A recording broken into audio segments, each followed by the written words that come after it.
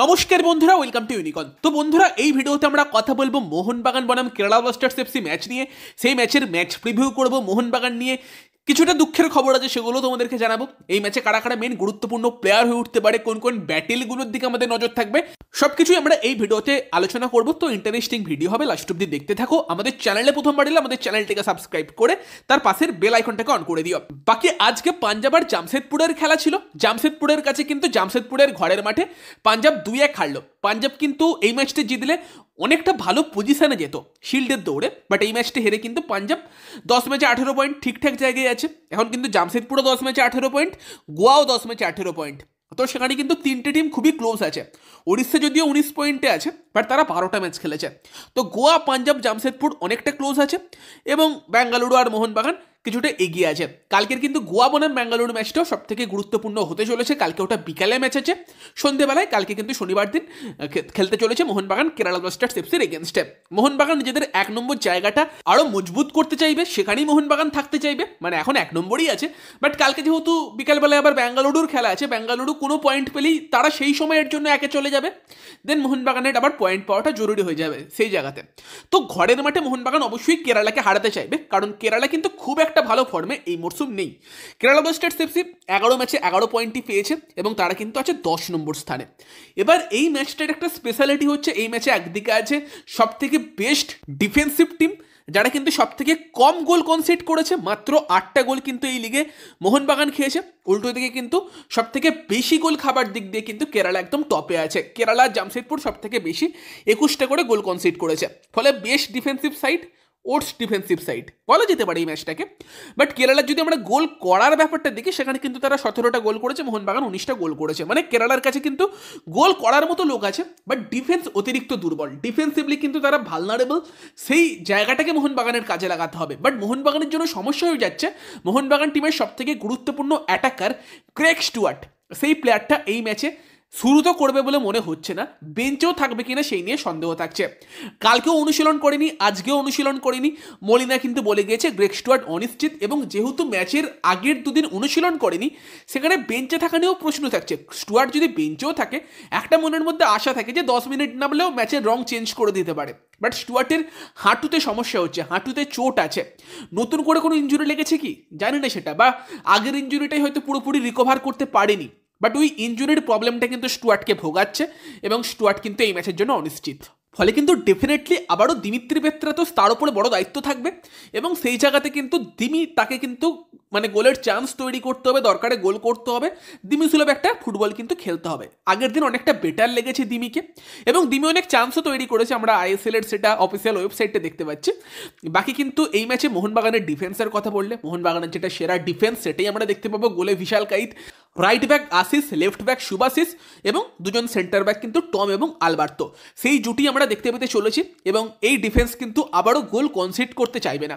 গোল না খেলে মোহনবাগান ম্যাচ জিতে যাবে, কারণ সেই ফায়ার পাওয়ার আপফ্রন্টে আছে, সেই ইন্ডিভিজুয়াল ব্রিলিয়ান্স আছে, যেখান থেকে মোহনবাগান একটা না একটা গোল তো তুলে নেবেই। সেটা মোহনবাগানের হয়ে লিস্টনও করতে পারে, মানভিরও করতে পারে, ম্যাকলারেনও করতে পারে, দিমিও করতে পারে, বা নিচে থেকে উঠে গিয়ে সুবাসিস, টম বা আলবার্তোর মতো কেউ হেডেও করতে পারে। সেই অনেকগুলো আউটলেট মোহনবাগানের কাছে আছে, যেটা মোহনবাগানের জন্য সব থেকে ভালো ব্যাপার, যে এতগুলো জায়গা থেকে গোল আসতে পারে। তো ডিফেন্সিভলি মোহনবাগান স্ট্রং থাকলে গোল করে দেবে কোনো না কোনোভাবে। তার সঙ্গে মিডফিল্ডের কিন্তু দখল নেওয়াটা জরুরি।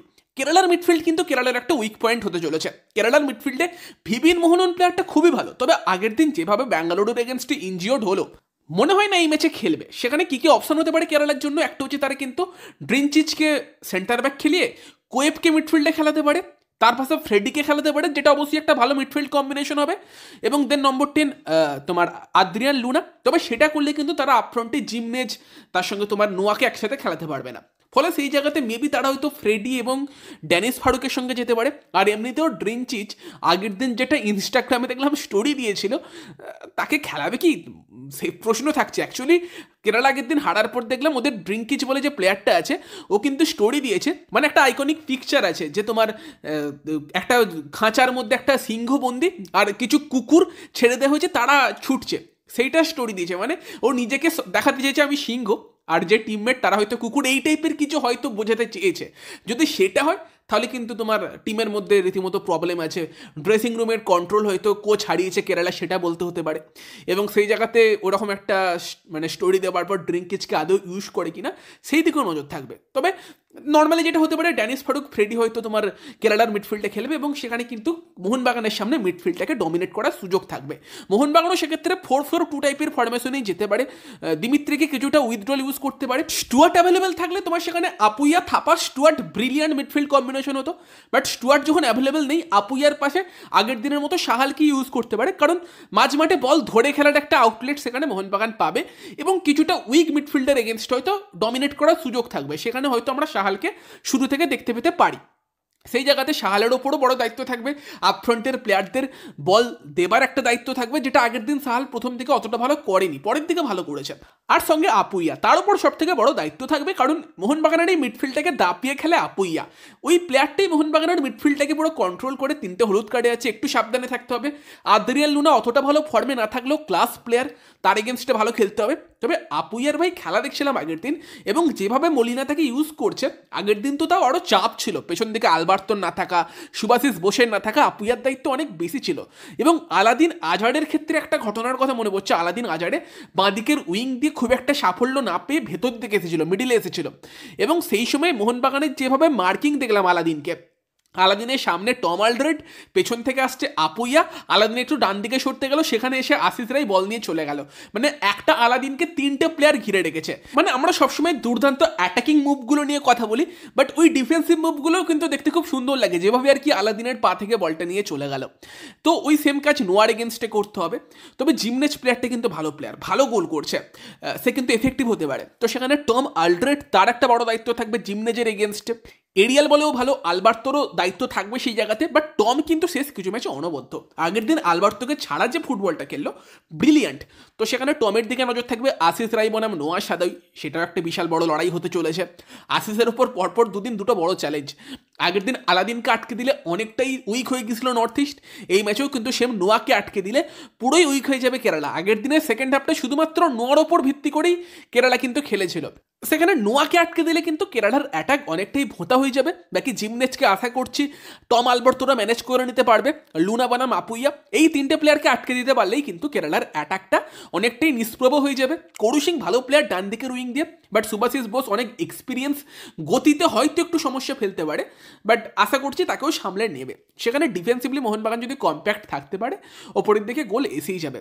ম্যাকক্লেডেনের উচিত বেশি করে হর্মিপামের দিক দিয়ে অ্যাটাক করা, ওকে একটু প্রেসারে রাখা, এবং ম্যাকক্লেডেন মেবি এই ম্যাচে কিন্তু গোল পেতে পারে, একটা কেমন যেন মনে হচ্ছে, দেখা যাক পায় কিনা।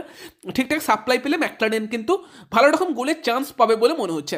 বাকি লিস্টন বা তোমার ম্যানভির, তাদের সামনেও সুযোগ থাকবে গোল করার, তারাও যথেষ্ট ভালো খেলছে। সব মিলিয়ে কিন্তু মোহনবাগানের জন্য একটা ভালো ম্যাচ হতে পারে। তবে দেখছিলাম ওয়াইবিকের কিন্তু পিচ কন্ডিশন অতটা ভালো না। আগের দিন যেভাবে মাদি তালাল চোট পেল, সেখানে মোহনবাগানের গ্রেগ স্টুয়ার্টের চোট, আশা করি চোট রিলেটেড কোনো সমস্যা হবে না এবং একটা সুন্দর ম্যাচ হবে। প্রেডিকশন আমার মোহনবাগানের পক্ষে 2-0, দেখা যাক কি হয়। বাকি অবশ্যই কেরালা কিন্তু নিজের দিনে চমকে দিতে পারে, বাট মোহনবাগানই অ্যাজ এ ফেভারিট নিজেদের হোম মাঠে নামতে চলেছে। বাকি তোমাদের মতামত জানিও, এই ম্যাচ থেকে তোমরা কি এক্সপেক্ট করছো।